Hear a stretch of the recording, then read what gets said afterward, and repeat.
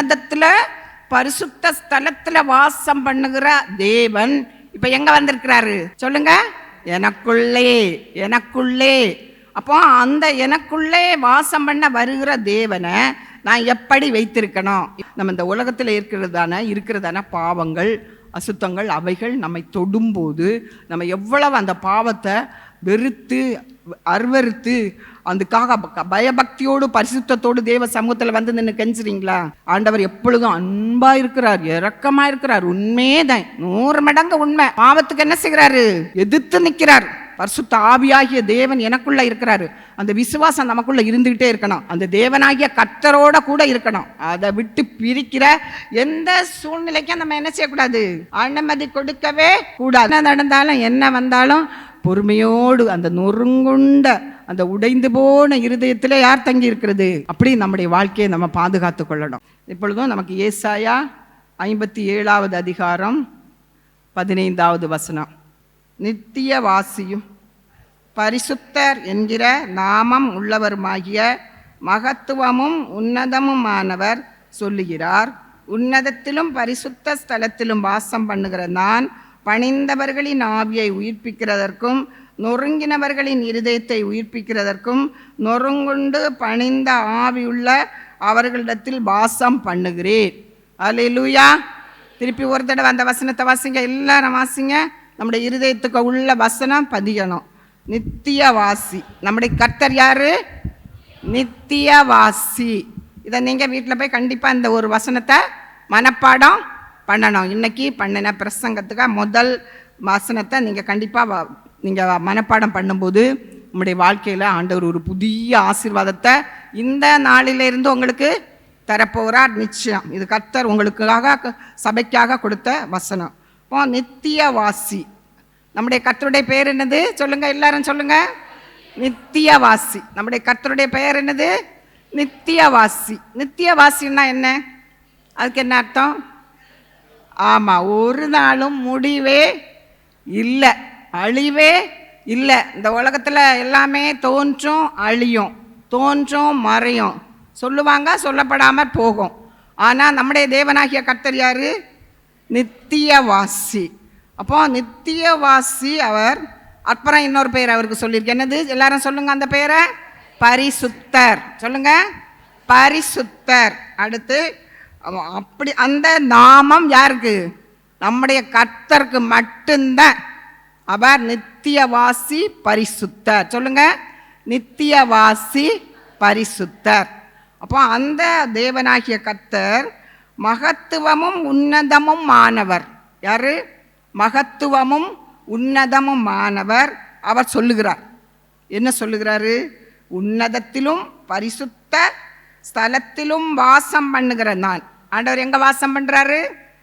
உன்னதத்தில், பரிசுத்த ஸ்தலத்தில். அவர் பேரு நித்தியவாசி பரிசுத்தர். அவர் வாசம் பண்ணுகிற இடம் எங்க? உன்னதம். எல்லாம் கையை தூக்கி சொல்லுங்க, எங்க வாசம் பண்றாரு?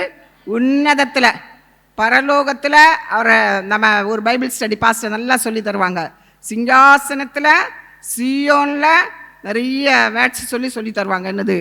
உன்னதத்தில் அவர் வாசம் பண்ணுகிற அவர் சொல்றாரு. அவர் சொல்ற வார்த்தையை நம்ம கேட்காம இருக்கலாமா? கண்டிப்பா கேட்கணும். அவர் என்ன செய்வாராம்? பணிந்தவர்களின் ஆவியை. எல்லாரும் அதை வாசிங்க.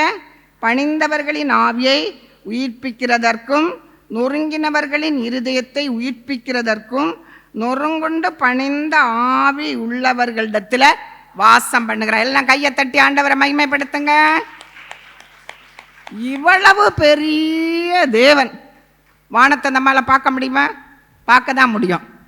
அதுக்கு உயரம் தெரியுமா? நமக்கு தெரியாது. அங்கே வானத்துக்குள்ள என்ன இருக்குன்னு தெரியுமா? பரலோகம் தெரியாது, போய் பார்த்தா தான் தெரியும். அப்படிப்பட்ட உன்னதத்தில் இருக்கிற வாசம் பண்ணுகிற கர்த்தர் எங்க வாசம் பண்றாராம்? சொல்லுங்க. ஆமா, ஆவியை, பணிந்தவர்களின் ஆவியை. சொல்லுங்க, எல்லாரும் சொல்லுங்க. பணிந்தவர்களின் ஆவியை உயிர்ப்பிக்கிறதற்கும் நொறுங்கினவர்களின் இருதயத்தை உயிர்ப்பிக்கிறதற்கும். எத்தனை பேர் நொறுங்கி வந்திருக்கிறீங்க, வாழ்றீங்க? யாருக்குமே இல்லையா? ஆமாம், இந்த உலகத்தில் வாழுகிற வரைக்கும் என்ன வாழ்க்கை தான்? நொறுங்குண்ட ஒரு வாழ்க்கை தான். அப்புறம் என்னது? இருதயத்தை நொறுங்கினவர்களின் இருதயம். நொறுங்கினவர்களின் சொல்லுங்க, நொறுங்கினவர்களின் இருதயத்தை உயிர்ப்பிக்கிறதற்கும் நொறுங்குண்டு பணிந்த ஆவி உள்ளவர்களிடத்தில். பணிந்த ஆவி உள்ளவர்கள் மக்கள்லாம் என்ன ஆவி? எப்படி ஆவி? நொறுங்குண்டு பணிந்த ஆவி.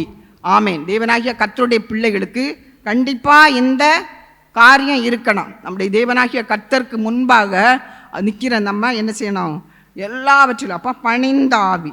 பணிந்த ஆவின்னா வாழ்வில் நம்முடைய வாழ்க்கையில் ஏற்படுகிறதான எல்லா சூழ்நிலைகளிலும் பாவத்தினால, இதை சொல்லப்போனால் பாவத்தினால படுகிறோமா? உலகத்தில் பாவம் நம்ம நெருக்குதா? கஷ்டம் நம்ம நெருக்குதா? பாவம், அந்த பாவத்தினால நம்ம நெருக்கப்பட்டு அதுக்கு அடிமைத்தனத்திலேருந்து விடுதலை பெற வாஞ்சிக்கிற ஆத்மாவை தான் இந்த இதில் நம்ம பார்க்குறோம். அன்னைக்கு சொல்ல போகிற அது இதுதான். என்னது? பாவத்தினால நெருக்கப்பட்டு அதில் அடிமைத்தனத்திலேருந்து விடுதலை பெற வாஞ்சிக்கிறோமா? சொல்லுங்க, வாஞ்சிக்கிறோமா? ஆமேன்னு சொல்லுங்க. வாஞ்சிக்கிறவங்க ஆமாம். நம்ம என்ன செய்யணும்? அந்த பாவத்தை விட்டு விலகிறதுக்கு வாஞ்சிக்கிற ஆவி இருக்குதுல்ல, அந்த ஆவியில ஆண்டவர் என்ன செய்கிறாரா? எல்லா குழப்பமான ஒழுக்க சூழ்நிலைகள் எல்லாவற்றையும் நினைத்து வேதனைப்படுகிறவங்க. அப்போ துயரப்படுகிறவர்கள் பாக்கியவான்கள். துயரப்படுகிறவர்கள்னா என்னது?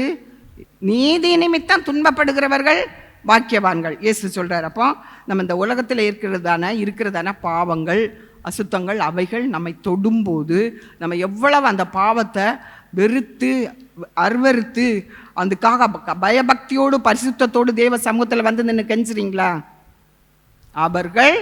அவர்களிடத்தில் யார் வாசம் பண்ணுறா? தேவன் வாசம் பண்ணுகிறார். எந்த சூழ்நிலையிலையும் ஆண்டவர் கைவிடவே மாட்டார். எப்பொழுதும் அவங்கள என்ன செய்வார்? தூக்கி நிறுத்துவார். 2 கொரிந்தியரில் பார்க்குறோம் 6:14-18 நம்முடைய வாழ்க்கை முறைமைகளை குறித்து நாம் பார்க்க போகிறோம். 2 கொரிந்தியர் 6:14-18. அந்நிய நுகத்திலே அவிசுவாசிகளுடன் பிணைக்கப்படாதிருப்பீர்களாக. நீதிக்கும் அநீதிக்கும் சம்பந்தமேது? ஒளிக்கும் இருளுக்கும் ஐக்கியமேது? கிறிஸ்துவுக்கும் பேலியாளுக்கும் இசைவேது? அவிசுவாசியுடனே விசுவாசிக்கு பங்கேது? தேவனுடைய ஆலயத்துக்கும் விக்கிரகங்களுக்கும் சம்பந்தமேது? நான் அவர்களுக்குள்ளே வாசம் பண்ணி அவர்களுக்குள்ளே உலாவி அவர்கள் தேவனாய் இருப்பேன், அவர்கள் என் ஜனங்களாய் இருப்பார்கள் என்று தேவன் சொன்னபடி நீங்கள் ஜீவனுள்ள தேவனுடைய ஆலயமாய் இருக்கிறீர்களே. ஆனபடியால் நீங்கள் அவர்கள் நடுவிலிருந்து புறப்பட்டு பிரிந்து போய் அசுத்தமானதை தொடாதிருங்கள் என்று கர்த்தர் சொல்லுகிறார். போதும். அப்போ இந்த வசனத்தில் நம்ம பார்க்குறோம், என்ன பார்க்குறோம்? ஆண்டவர் தங்கி இருக்கிற ஒரு ஆலயம். யாரு சொல்லுங்க? எல்லாரும் சொல்லுங்க. நான் தான் தேவன் தங்கி. எல்லாரும் சொல்லுங்க, பிள்ளைகள் சொல்லுங்க. நான் தான் தேவன் தங்கி இருக்கிற, வாயை திறந்து சொல்லுங்க, ஆலயம். அப்போ நம்முடைய ஆண்டவர் யாரு? உன்னதத்தில் பரிசுத்த ஸ்தலத்தில் வாசம் பண்ணுகிற தேவன். இப்போ எங்க வந்திருக்கிறாரு சொல்லுங்க? எனக்குள்ளே. அப்போ அந்த எனக்குள்ளே வாசம் பண்ண வருகிற தேவனை நான் எப்படி வைத்திருக்கணும்? இப்போ நம்ம வீட்டுக்கு ஒருத்தர் வரணும், முக்கியமானவங்க வர்றாங்க. அப்போ நம்ம வீட்டை எப்படி வச்சிருக்கணும்? யோசிச்சு பாருங்க, எப்படி வச்சிருப்பீங்க? வீட்டை பரபரா கொஞ்சம் நேரம் இருந்தாலும் சுத்தமாக அவங்க வர்றதுக்கு வரவேற்கிறதுக்கு. அப்போ அந்த தேவனாகிய உன்னதத்தில் வாசம் பண்ணுகிற தேவன் நமக்குள்ள வந்து வாசம் பண்ணா இந்த சரீரத்தை எப்படி நம்ம பாதுகாக்கணும்? அதான் ஆண்டவர் சொல்லித்தர்றாரு. அந்நிய நுகத்திலே அவிசுவாசிகளுடன் பிணைக்கப்படாதிருப்பீர்களாக. அந்நிய நுகத்திலே சொல்லுங்க, எல்லாரும் சொல்லுங்க, பக்கத்தில் பார்த்து சொல்லுங்க. அந்நிய நுகத்திலே அவிசுவாசிகளுடன் பிணைக்கப்படாதிருப்பீர்களாக. எத்தனை பேர் பிணைப்பட்டு உட்கார்ந்துருக்கிறீங்க? பிணைப்பட்டீங்க. அந்த வேதனை என்னைக்கு? ஒரு நாளுக்கு முடிவே இல்லை. மரண பரியந்தம் நீங்கள் போராடி தான் ஆகணும். அப்போ அது ஒரு திருமண உறவை ஆண்டவர் சொல்லுவார். திருமணத்தில் நம்ம ரட்சிக்கப்பட்ட ஒரு பொண்ணு என்ன செய்யணும்? ரட்சிக்கப்பட்ட பையனை தான் கல்யாணம் பண்ணணும். அடுத்த ஆண்டவர் என்ன சொல்கிறாரு? அதுக்கு நீதிக்கும் அநீதிக்கும் சம்பந்தம் ஏது?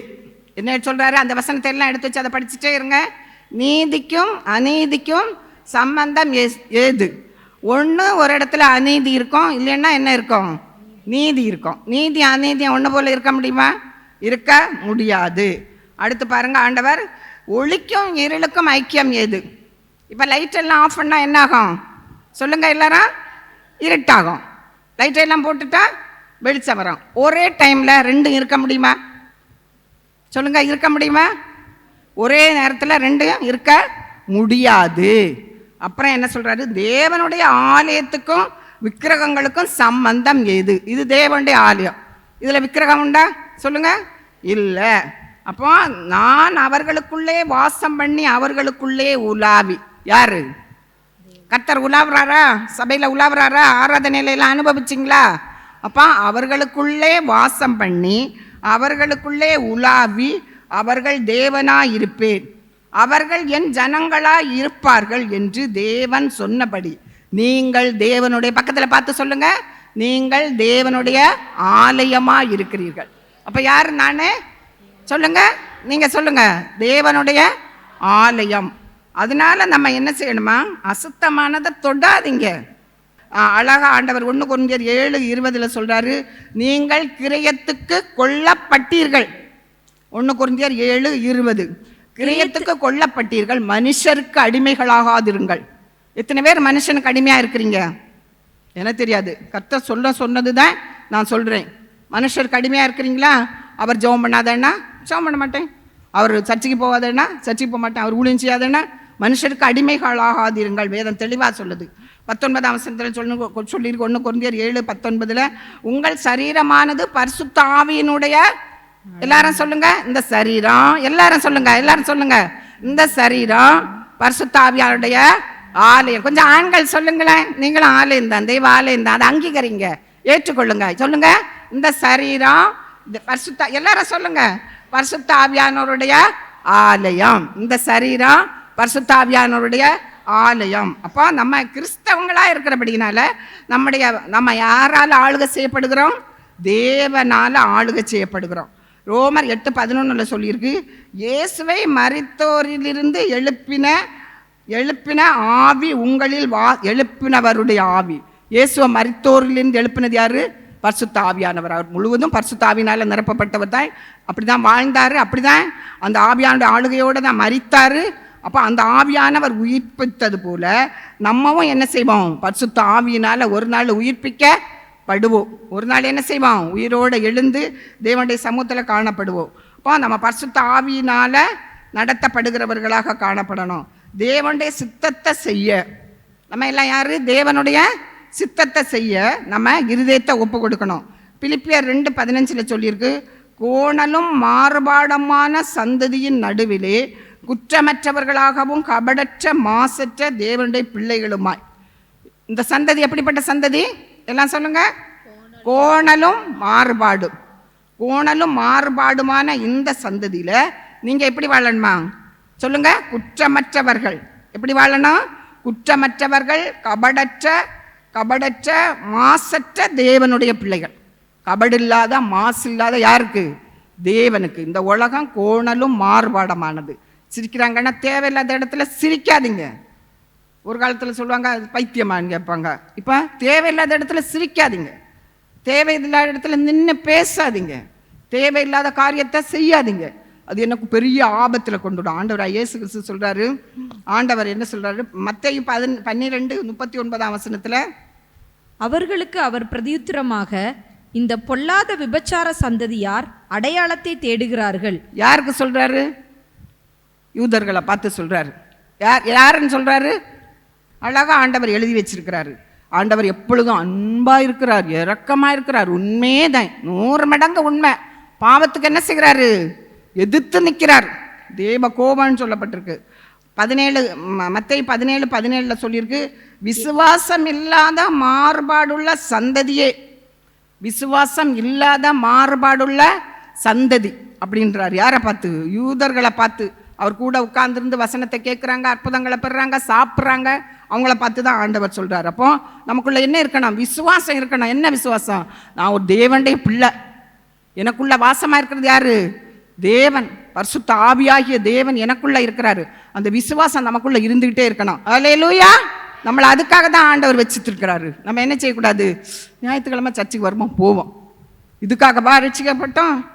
இல்லை. போங்க, புறப்பட்டு போங்கள், சகல ஜாதிகளையும் சீசராக்குங்கள். அப்போ இயேசு நமக்கு இந்த ரட்சிப்பை தரும்படியாக அவருடைய சரீரத்தில் எவ்வளோ பாடுபட்டார் தெரியுமா இல்லையா?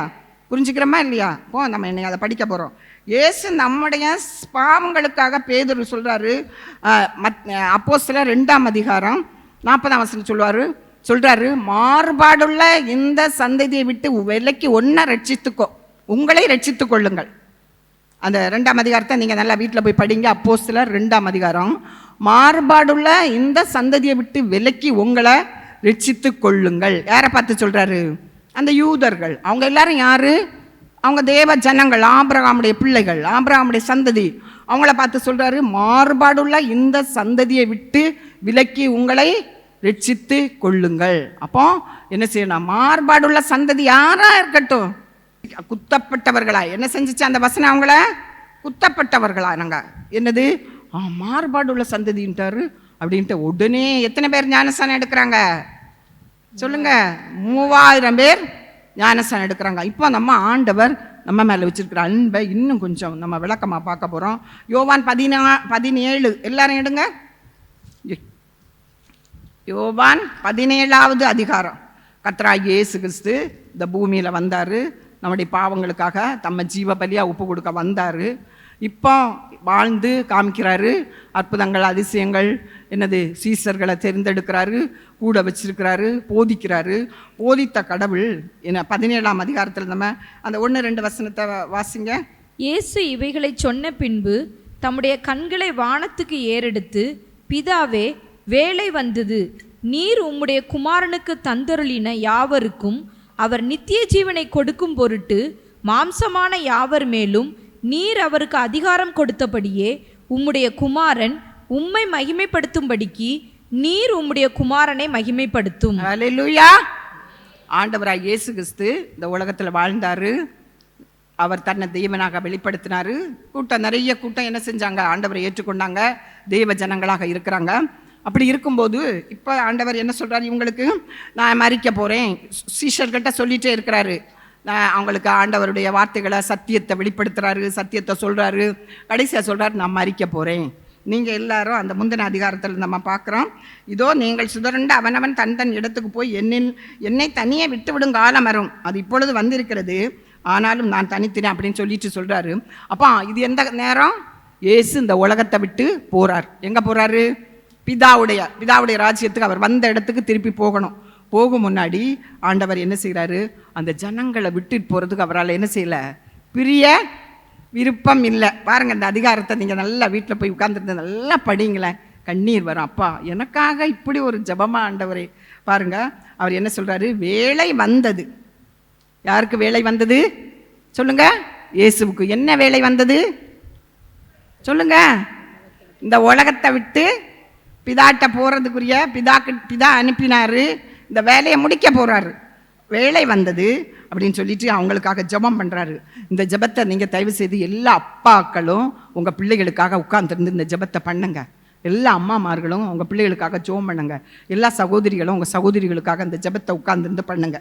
அப்போ ஆண்டவர் சொல்கிறார் பாருங்க, 4ஆம் வசனத்தில், பூமியிலே நான் உம்மை மகிமைப்படுத்தினேன், நான் செய்யும்படி நீர் எனக்கு நியமித்த கிரியைகளை செய்து முடித்தேன். கையை தட்டி எல்லாம் அல்லேலூயா சொல்லுங்க.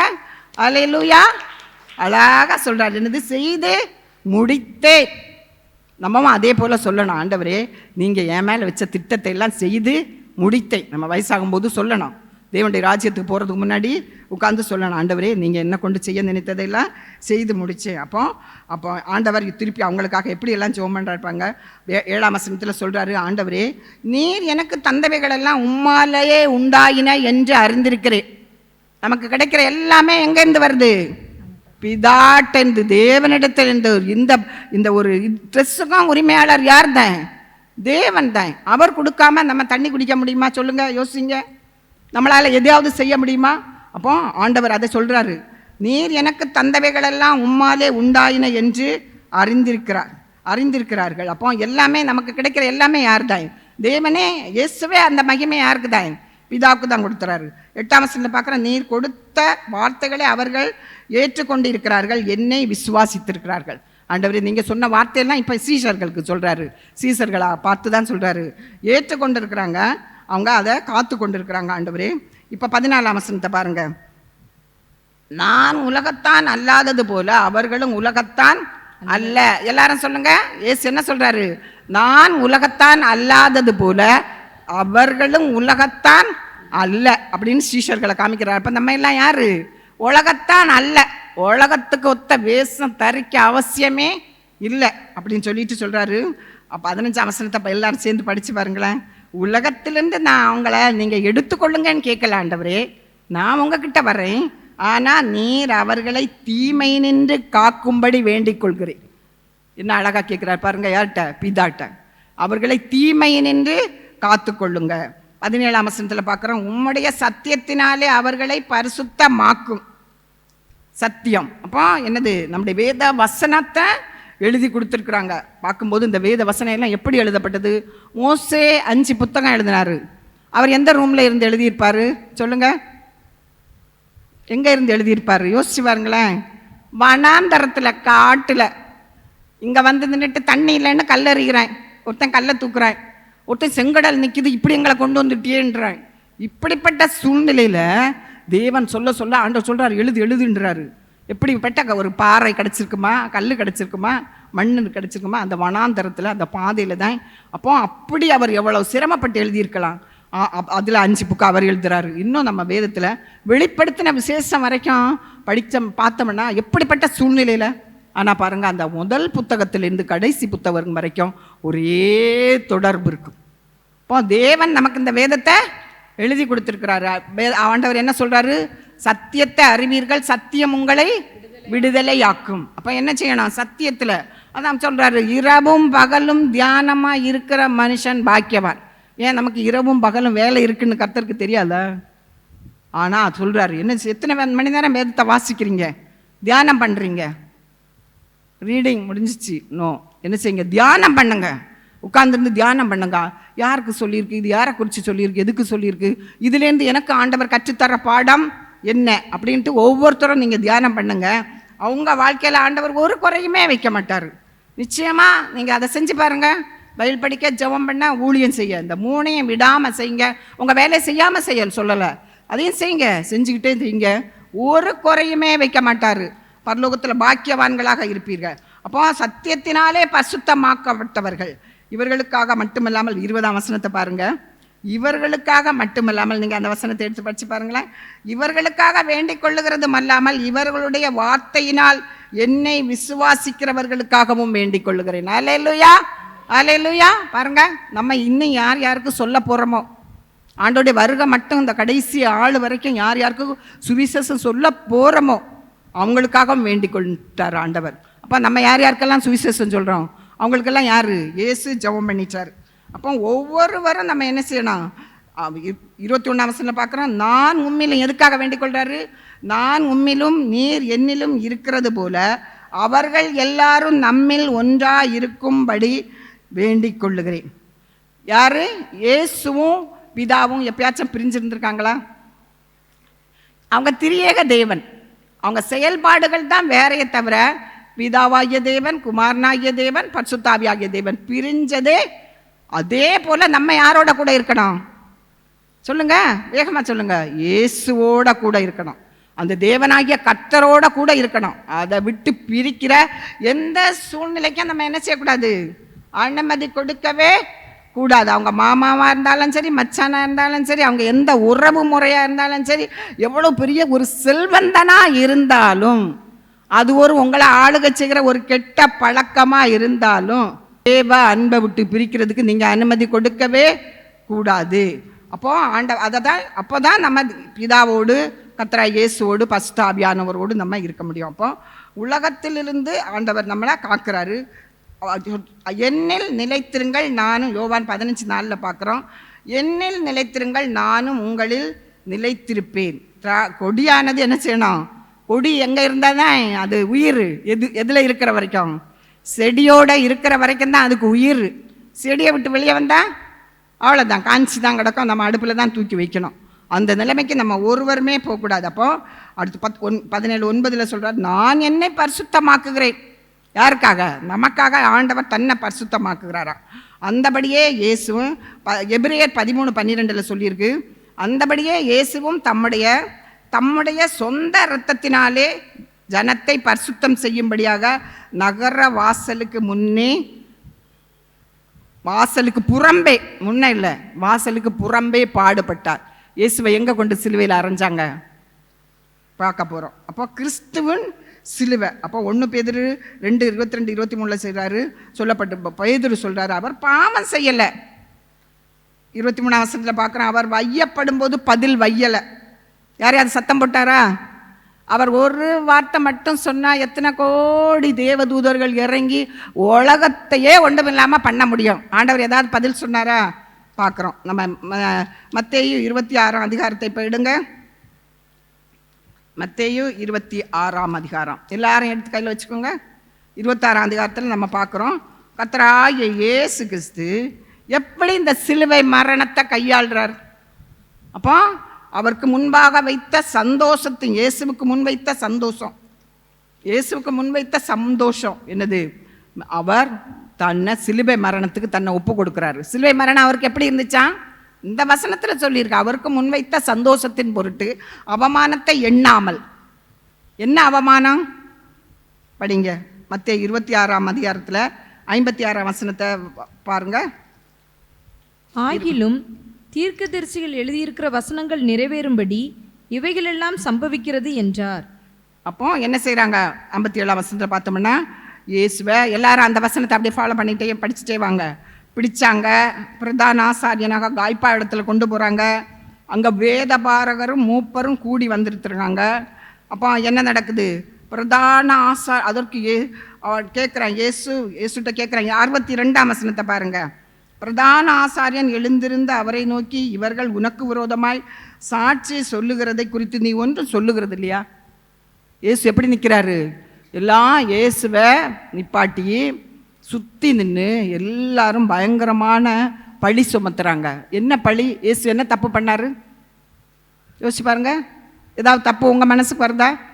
என்ன சொன்னாராம்? தேவ ஆலயத்தை, எங்கள் ஆலயத்தை இடிச்சிட்டா நான் 3 நாளையில் கட்டி தருவேன்றாரு. ஆண்டவர் எதை சொன்னார்? தன்னுடைய சரீரத்தை குறித்து தான் சொன்னார். அந்த ஆலயத்தை இடிக்கிறேன்னு சொல்லலை. அவர் சொன்னது ஓமையாக தன்னுடைய சரீரம் அடக்கம் பண்ணப்படும், 3ஆம் நாள் உயிர்த்தலும், இதை தான் சொன்னார். இதை ஒரு குற்றமாக காமிக்கிறாங்க. அப்போ என்ன செய்கிறாங்க? கிறிஸ்து உண்மை 68ஆம் வசனத்தை பாருங்க. 68. கிறிஸ்துவே உம்மை அடித்தவன் யார்? அதை ஞான திருஷ்டியினால் எங்களுக்கு சொல்லும் என்றார்கள். ஆமென். யாரை கேட்குறாங்க? அப்போ இயேசுவை கொண்டு நிப்பாட்டி வைக்கிறாங்க. ட்ரெஸ்ஸை எல்லாம் கலட்டுறாங்க, ஒரு சிவப்பான அங்கேயே உடுத்துறாங்க. தலையில் என்ன செய்கிறாங்க? பெரிய முடியை சூட்டுறாங்க. அவர் உலகத்துக்கு ராஜா, இந்த உலகம் முழுவதுக்கும் ராஜா. அவன் ஏளனம் பண்ணுறான்னா என்னது? முள்முடி சூட்டி, ஓ யூதருடைய ராஜாவே அப்படின்னு சொல்லிட்டு ஏளனம் பண்ணுறானா. அப்போ அடித்தவன் யார்? ஞான திருஷ்டினால் சொல்லும். ஆண்டவருக்கு தெரியுமா தெரியாதா? சொல்லுங்கள். அவர் கண்ணை கட்டுறாங்க. அடுத்து அவரை கட்டி கொண்டு போய் பிலாத்துக்கிட்ட கொண்டு போகிறாங்க. 27:2 இருக்குது. இயேசு தேசாதி அவனுக்கு முன்பாக நிற்கிறாரு. அவன் கேட்குறான், என்ன எத்தனையோ குற்றம் சாட்டுறாங்க, நீ ஏன் பேசாமல் இருக்கிறேன்னு இயேசுகிட்ட கேட்குறாங்க. எவ்வளோ முயற்சி செய்ப்போன்னு பார்க்குறேன். பிலாத்து கண்டுபிடிச்சிட்டான். அவன் தான் ஜட்ஜ், அவன் தான் நியாயம் செய்ய, அவருக்கு அந்த தீர்ப்பை கொடுக்கணும். கண்டுபிடிச்சிட்டான், இவர்கிட்ட ஒரு குற்றமே இல்லை, ஏதோ இவங்க மத அடிப்படையில் தான் இவரை கொலை செய்ய வந்திருக்கிறாங்கன்னு பிலாத்து கேட்குறாரு. எவ்வளோ கேட்குறாரு, நீங்கள் இதனால் இவரை ஏன் விடுதலை ஆக்கலாம்ல, இந்த பண்டிகையில் நம்ம ஒரு ஆளை விடுதலை ஆக்கணும், இவரை விடுதலை ஆக்கலாம்லன்னு கேட்குறாரு. அப்போது என்ன செய்யலை? எதுக்குமே சம்மதிக்கலை. கர்த்தராகிய இயேசு கிறிஸ்து வந்தது என்னது? எதுக்காக? நம்முடைய இந்த உலகத்தின் பாவத்துக்காக ஒரு பாவமில்லாத ரத்தம் சிந்தப்படணும். அதுக்குன்னு ஆண்டவர் ஒப்பு கொடுத்துட்டாரு. 24 பார்க்குறோம். 27ஆம் அதிகாரத்தில் பிலாத்து என்ன செய்கிறாரு? இந்த நீதிமானிடத்தில் ஒரு குற்றமும் நான் கண்டுபிடிக்கவில்லை. தீர்ப்பு எழுத வேண்டியவர் என்ன சொல்கிறாரு? இந்த நீதிமானிடத்தில் ஒரு குற்றமும் கண்டுபிடிக்கல, அதனால இந்த நீதிமானுடைய இரத்தப்பழி ஏன் மேலே, ஏன் குடும்பத்து மேலே வரக்கூடாதுன்னு சொல்லிட்டு என்ன செய்கிறாரு? சொம்பில் தண்ணி எடுத்து கையை கழுவுறாரு. அல்லேலூயா. அவன் என்ன சொல்றான்? அந்த பாவத்துக்கு தன்னை நீங்களாக்கி காத்துக்கொள்ளுகிறான். போர்ச்சேவர்கள் கூட்டம் முழுவதையும் கூடி வர செய்கிறாங்க. எவ்வளோ கூட்டம் இருக்கும் யோசிச்சு பாருங்க. இயேசு ஒரு தண்ணியா. எல்லாரும் என்ன செஞ்சிட்டாங்க? பேதுருவும் ஓடி போயிட்டார். மார்பில் படுத்திருந்த யோவானும் அங்கே நின்னது மாதிரி பைபிளில் தெரியல. அப்போ இவ்வளவு நடக்கும்போது எல்லாரும் சிவப்பான மேலங்கே உடுத்துறாங்க, முள்ளுகளால் முடிய பின்னி வைக்கிறாங்க, முழங்கால் படிக்கிறாங்க, கேலி பண்ணுறாங்களாம். ராஜாவே வாழ்க கேலி பண்ணி என்ன செய்கிறாங்க? துப்பி. யாராவது தாங்க முடியுமா? யாராவது துப்புனா என்ன பண்ணுவீங்க? தாங்கணும். இயேசு என்ன செஞ்சுருக்காரு? தாங்கி காமிச்சிருக்கிறாரு. துப்புனாலும் தாங்கணும், அடித்தாலும் தாங்கணும். சரியா? அப்போ சிலுவையில் அறையும்படி கொண்டு போகிறாங்க. அங்கே கொண்டு போய் என்ன செய்கிறாங்க? 2 கள்ளர்கள் மத்தியில். அப்படின்னா கள்ளர் மத்தியில் இவரும் கள்ளன் அப்படின்னு சொல்லி முத்திரை போட்டு அவரை என்ன செய்கிறாங்க? அரைஞ்சி வைக்கிறாங்க. அது மட்டுமா? நடந்து போகிறவன் எல்லாம் தலையை தூக்கிட்டு சொல்கிறேன். தலையை இப்படியே தூக்கி பார்த்துட்டு இயேசுவை பார்த்து சொல்கிறேன், நீ எவ்வளோ தேவாலயத்தை எடுத்து 3 நாளையில் கட்டலைன்னு சொன்னேன்ல, இப்போ சிலுவையிலேருந்து இறங்கி வா கேட்குறாங்க. அப்புறம் இன்னும் சொல்கிறாங்க, மற்றவர்களையெல்லாம் எவ்வளவோ சித்தவங்களையெல்லாம் உயிரோடு எழுப்பினார். அது ஒரே வேடலை அவன் சொல்கிறான், மற்றவர்களை நீ ரட்சித்த இல்லை, இப்போ ஏன் ஒன்றும் ரட்சித்துக்கொள்ள திராணி இல்லை? யாரை பார்த்து கேட்குறாங்க? சர்வலோக ராஜா, நித்திய வாசி, அழியாமை உள்ள தேவன், சகலவற்றையும் படைத்து ஆளுகிற சர்வ வல்லவரிடத்துல கேட்குறாங்க. இயேசு என்ன பேசினாரு? ஒன்றுமே பேசலை. அவர் வாய் திறக்கவே இல்லை. அப்போ நம்முடைய வாழ்க்கைக்கு முன்மாதிரி யார் தான்? இயேசு தான். என்ன நடந்தாலும் என்ன வந்தாலும் பொறுமையோடு அந்த நொறுங்குண்ட அந்த உடைந்து போன இருதயத்தில் யார் தங்கி இருக்கிறது? அப்படி நம்முடைய வாழ்க்கையை நம்ம பாதுகாத்து கொள்ளணும். ஒரு கற்பனை பண்ணி பாருங்க, எத்தனை பேர் பிள்ளைகளை கிறிஸ்துக்குள்ளே நடத்துறீங்க? எத்தனை பேர் உங்கள் அக்கா தங்கச்சி எல்லாம் நரகாக்கினிக்கு நீங்களாக்கி பாதுகாக்கிறீங்க? கர்த்தர் இவ்வளவு பாடுபட்டு பாருங்க. அந்த நேரத்தில் பூமி எல்லாம் அந்தகாரம் உண்டாயிடுச்சான். பிதா ஆண்டவ இயேசுவை நொறுக்க சித்தமானார். உண்மைதான், அவர் ஒப்பு கொடுத்தது உண்மைதான். அவர் மரித்து தான் ஆகணும். பூமி எல்லாம் அந்தகாரம். கர்த்தர் இயேசு கேட்குறாரு, என் தேவனே ஏன் என்னை கைவிட்டீர்? எதுக்காக? உலகத்தாருடைய பாவத்தோடு ஒரு மனுஷனை கர்த்தர் பார்க்கவே மாட்டார். பாவம் உள்ள மனுஷனோடு உறவு வைக்கவே மாட்டார். அதுக்கு இயேசுவே ஒரு அடையாளம். என்னது? உலகத்தாருடைய எல்லா பாவமும் அவர் தலைமேல் சுமந்தது. யாரோட பாவம்? இந்த உலகத்தாருடைய எல்லாருடைய பாவம். நமக்கு பைபிளில் நம்ம படிச்சிருக்கிறோம். லேவியர் ஆகமத்தில் ஒருத்தன் அங்கே பழைய ஏற்பாட்டு காலத்தில் ஒருவர் என்ன செய்யணும்னா, பாவம் செய்தால் அவர் ஒரு காளையை, அதுக்கு தக்க விலை கொடுத்து ஒரு காளையை கொண்டு வந்து அவர் என்ன செய்யணும்? காளையை தலை மேலே வைக்கணும். வச்சு இவருடைய பாவத்தை எல்லாம் எங்கே பாஸ் பண்ணணும்? காளை மேலே விட்டுறணும். அப்புறம் அந்த காளையை வெட்டி துண்டு துண்டாக எரித்து பலியிடணும். இப்போ யாருடைய பாவம் போயிடுச்சா? கொண்டு வந்தார்ல, அவருடைய பாவம் போயிடுச்சான். அதே மாதிரி இயேசுடைய பாவம், நம்முடைய பாவம், இந்த உலகத்துடைய எல்லா பாவம் யார் தலை மேலே? இயேசுடைய தலை மேலே. அப்போ தான் பிதா கைவிடுறாரு. கேட்குறாரு, ஏன் என்னை கைவிட்டி? அப்போ ஆண்டவர் என்ன செய்கிறாரு? அப்படி தன்னை ஜீவா பலியாக நமக்காக மகாசத்தமாய் கூப்பிட்டு ஆவியை விட்டார். கற்பனை பண்ணி பாருங்க. நம்முடைய தேவன், நம்முடைய கர்த்தர், வானத்தை படைச்சவர், பூமியை படைச்சவர், இந்த உலகம் முழுவதையும் படைச்ச அந்த சீஷர்களோடு உட்கார்ந்துருந்து போதிச்சவர் அந்த கர்த்தர் என்ன செய்கிறாரா? ஆனால் பைபிளில் சொல்லியிருக்கு, ஏசாயா 53:6, வழி தப்பி போன நமக்காக நம்ம எல்லாருடைய அக்கிரமத்தையும் அவர் மேலே விழப்பண்ணினாராம். யாரு? பிதா. விழப்பண்ணி அவரை நொறுக்க சித்தமானாராம். என்ன செஞ்சாரு? நொறுக்க சித்தமானார். நம்முடைய மீறுதல்கள் நிமித்தம் அவர் காயப்பட்டு, நம்முடைய அக்கிரமங்கள் நிமித்தம் அவர் நொறுக்கப்பட்டார். சொல்லுங்க எல்லாரும், நம்முடைய அக்கிரமங்கள் நிமித்தம் அவர் நொறுக்கப்பட்டார். என்ன பண்ணப்பட்டாரு? நொறுக்கப்பட்டார். உண்மையா பொய்யா? நம்ம எல்லாம் சரி, ஒரு பிள்ளைய ஒரு அடி அடிச்சிட்டிங்க, அந்த பிள்ளை என்ன சொல்லலாம்? அப்பா நொறுக்கி போட்டாங்கப்பா. நொறுக்குவோமா? இல்லை, 1-2 அடி கொடுத்துருப்போம். இப்போ எல்லாம் அதே கிடையாது. எல்லாம் மாறி போச்சு. காலமே, சிஸ்டமே எல்லாமே மாறி போச்சு. நொறுக்குனதுன்னா எங்கே இருந்து இயேசுவை நொறுக்குறாங்க? யோசிச்சு பாருங்க. தலையில் கை வைங்க, முள்முடி, இங்கே ஒரு ஈட்டி, முதுகு முழுவதுமாக ஒரு சின்ன குட்டை கம்பத்தில் வச்சுட்டு 2 போர் சேவகர் 2 பக்கமாக நின்று சாட்டை எடுத்து அடின்னு கிடிக்கிறாங்க. கொக்கி கிழிச்சிக்கிட்டு வருது. அதான் வேதத்தில் எழுதப்பட்டிருக்கு, உழுகிறவனுடைய நிலத்தை போல. யாரை உழுதாங்க? இயேசுவை உழுதாய், 2 கால்லையும் சேர்த்து வச்சு ஒரு ஆணி, 2 கையிலையும் ஆணி, மீதி அந்த உடம்புல ரத்தம் இருந்திருக்குமா? கடைசியாக ஒருத்தையும் விழாவில் குத்துற, செத்துட்டாரா உயிரோடு இருக்கிறாரான்னு டெஸ்ட் பண்ணி பார்க்க. அப்போ என்ன வந்துச்சு? ரத்தமும் தண்ணியும். ஊர் துளி ரத்தம் இல்லை. அப்போ ஆண்டவராகிய கர்த்தராகிய இயேசு கிறிஸ்து நம்முடைய அக்கிரமங்கள் நிமித்தம் நமக்கு சமாதானத்தை உண்டு பண்ணும் ஆக்கினை. அப்போ நமக்கு சமாதானத்தை தரும்படியா அவருடைய சொந்த ஜீவனை நமக்காக ஒப்பு கொடுத்தார். அந்த ஆண்டவரை நம்ம எப்படி காப்பாற்றுறோம், நமக்குள்ளே வைக்கிறோம்? நம்ம அந்த ஆண்டவரை ஆராதிக்கிற நம்ம எப்படி, நம்முடைய கூட்டம் எல்லாம் எப்படி இருக்குது? நம்முடைய பழக்கம் எல்லாம் இப்போ பாருங்கள், லீவுக்கு பிள்ளைகளை என்ன செய்யணும்? சர்ச்சில் வந்து உட்காரணும். வர்றதே கிடையாது. ஃபாஸ்டிங் ப்ரேயர்னா யார் தான்? அந்த 10 பாட்டிகள் நாங்கள் தான் இருக்கணும். அதே மாதிரி ஆண்கள் சைடு வரவே மாட்டீங்க. ஏன்? ஒரு கேர்சல் நடக்குது, வந்து உட்கார்ந்தா என்ன? கர்த்தருடைய வார்த்தை தானே கேட்க போகிறீங்க, ஒரு 2 பேருக்காக ஜெபம் பண்ண போகிறீங்க. உட்கார்ந்தா என்ன? டைம் இருக்கிறப்ப வந்து உட்காருங்க, ஆண்கள் உட்காருங்க. எனக்கு ஒரு டவுட்டு, ஏன் பெண்களுக்கு மட்டுமா பரலோகம் அப்படின்னு கொஞ்சம் யோசிச்சு பார்ப்பேன். ஏன்னா சர்ச்சில் பார்த்தாலும் அப்படி தான், கேர்சலில் பார்த்தாலும் அதுதான். வெள்ளிக்கிழமை உபவாசி ஒத்து பாருங்கள். ரிட்டையர்டான நீங்கள் எத்தனை பேர் இருக்கிறீங்க? இல்லை வெள்ளிக்கிழமை உங்களுக்கு லீவு கிடைக்குதா இல்லையா? ஒரு நாள் கூட இல்லையா? எங்கே போகிறீங்க? அப்போ பரலோகம் யாருக்கு உண்டு? எல்லாருக்கும் உண்டு. ஆண்டவரோட இயேசுவோட இருந்ததுங்க ஆண்கள் ஜாஸ்தியா பெண்கள் ஜாஸ்தியா? சொல்லுங்க நீங்கள். ஆண்கள் தான் ஜாஸ்தி. இயேசுவோட கூட ஊழியம் செஞ்சவங்க. நீங்கள் ஏன் மெஜாரிட்டியாக நிற்க மாட்டேங்கிறீங்க? நில்லுங்க. ஆண்டோடைய ராஜ்யத்துக்கு என்னது? ஆத்துமாக்களை சேருங்க. அவிசுவாசிகளோட உள்ள பழக்க விளக்கங்களை விடுங்க. தேவனோடு உள்ள உறவை பெற்றுக்கொள்ளுங்க. ஆண்டவராகிய இயேசு கிறிஸ்து நமக்காக இவ்வளவு பாடுபட்டு நமக்கு இந்த இரத்தம் சிந்தி, அவருடைய இரத்தத்தினால கிடைச்சது தான் இந்த ரட்சிப்பு. எல்லாரும் சொல்லுங்க, அவருடைய இரத்தத்தினால கிடைச்சது தான் இந்த ரட்சிப்பு. இந்த ரட்சிப்பை என்ன செய்யக்கூடாது? ஒருத்தரை இழந்து போகவே கூடாது. இழந்து போகிறதுக்கு வாய்ப்பு இருக்கா? ஆமாம், அந்த உலகம் அப்படி தான் இருக்குது.